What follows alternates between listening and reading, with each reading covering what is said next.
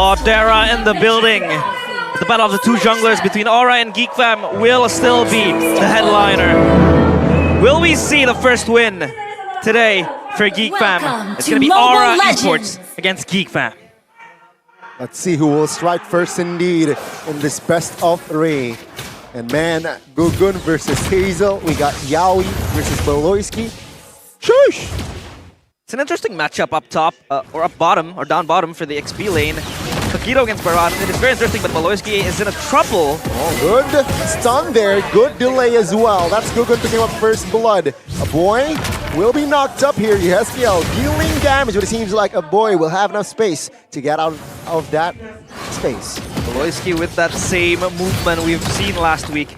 And now he has to contribute first blood to Aura Esports. He has to, even though he went for firmness, and also, wow, so cool to pull yourself together for additional better cooldown on that flicker. But this is what we expect in the gold lane too to happen. He went for Inspire Festival of Blood for Kabuki there. He will have a good time against this Claude. It's a lane bully. And even for a run, he actually went for Agility and Tenacity, but he will be able to win that out against Luke early on, especially. The trades are where Barat's really shine. Oh, flicker knock him on towards Su. A boy will be taken out. Good transformation on towards Beloy, but it seems like the damage will not be enough to take him down. And never mind. Gugun picks up the double. He is handsome, and he's able to play Nolan as well. So he can carry the game. And so far, they are funneling this gold to Gugun. 3 kills. This Nolan spells trouble for Geekfam. When you give Nolan 1 kill in the early game, it's already troublesome. You give him 3 kills in the early game. Yikes. It's a snowballing Nolan. They were expecting, you know, Aran, Nana, and Edith to go and set up for neutral objectives, but in the end, they set up for kills instead, and Gugun has slain the turtle, still keeping a very good objective ratio now. But we do have to talk about that first blood, right? For Geekfam, Beloyski, he knows that Hazel is going to clear these jungle camps slower than Nolan. It's actually way slower than Nolan, so he had to do something to try to delay. It ended up giving first blood over. Definitely not worth it, but it was worth a shot. Yaoi pops out, flicker implosion, and Yaoi will be taken out. That's a good recovery by the members of Geekfam. They would have to send 2 players to help up in that mid lane. Of course, the pressure is mounting so much. So now, of course, there will be a little bit of passiveness from Dera because he will get bullied by the Harith. But now how does Aran play this lane? Because he's not in his typical carry hero in that XP side. He has to play basic, right? He can't go for anything too crazy like he does on the Benedetta on the Paquito. Ooh. Good movement from a boy. Just needs to play it through cutting the lanes, going for little trades, and then looking for objectives around the map. Though, I want to actually, you know, talk a little bit more about this Edith. We see that most of the time for the Harith-Nolan combination, the main problem... Oh, Gugun. Oh, Gugun in trouble. Wow, what coordination there on top side. Shaman Force pops. Gugun picks up a boy. Let's see, implosion misses. Flicker by Yaoi will secure Beloy. And let's see here, Chidera will not be able to cover as Gugun picks up the double, will not be looking for the triple, and it's just all Aura. The problem with the Nolan Harith most of the time is teams are able to just bait out these big resources, the Fracture and the Zaman Force, and then re-engage when those abilities are on cooldown. That's why the Barats, the Nana, the Edith as well, that forces you to be in the fight. Even if Yaoi misses his skills, he can go to the Primal Wrath form and immobilize these targets, forcing these targets to either get hit or fight back. It's a very good counter-engage as well from the side of Aura Esports with the Edith. It has been very oppressive in this little skirmishes, but then it's translating into something very huge. I mean, Gugun is now up 5 kills, and I would assume as well leading that gold department. So far, it will only go downhill for Geekfam unless they do something. Yep, I'm correct. Players gold by UBS Gold. Gugun up top, and so far, this is a very rocky start for Geekfam. How do they respond to this snowball? Well, the response should be just to react to these plays. They can no longer make big proactive plays on the map or have so much reactability. If Geekfam were to say, look for these big pickoffs even, if they get caught by Yaoi, with an Onward, with an Earth Shatter, then the re-engage from Aura would be so much more devastating. And even here, remember, Kabuki has Purify, so he's the one who can go in! Oh, that's a wasteful implosion there. Even Yawi now looking for a three-man knockup as well. Primal Wrath form. Take a look at the back side now. Laser on the front side though. We'll take some heat. Iran, it's a 5-man rotation here. 4-man rotation without the Nolan. Iran will eat Beloyski up. We'll take him down as well. The back side, Yawi will find another, but 2 members will be taken out now. A boy with the knockup will find the double as well. That's a good response, but it seems like Kabuki will find the last laugh. Wow! The dinosaur spawn out of nowhere, and Kabuki with the bravery to just push forward. Especially like how Mirko mentioned, he had the Purify. So of course, he will be ready to do the damage. We did not see that because it was concealed. Yeah, he was concealed. So I don't know what I'm saying. You know, I didn't see that either. But Geekfam, if they continue to play it like this, if they continue to gamble on these big fights to get the gold lead back, it could go either way. It could be a very fast game for Aura, or it could be a comeback for Geekfam. I guess that's what they're looking for. They're going big or they're going home. Seems like the odds are against their favor though. Looks like they're gonna be going home. 3 out of 3 for Gugun on that objective side so far. Chidera, of course, will be pinned down with the hopes of coming back to this game. I mean, we know how insanely his Claude can carry the game. So far, 100% win rate. That can be broken today, Gani. That Claude could finally be stained with that one loss given by Aura, because today they have been showing up.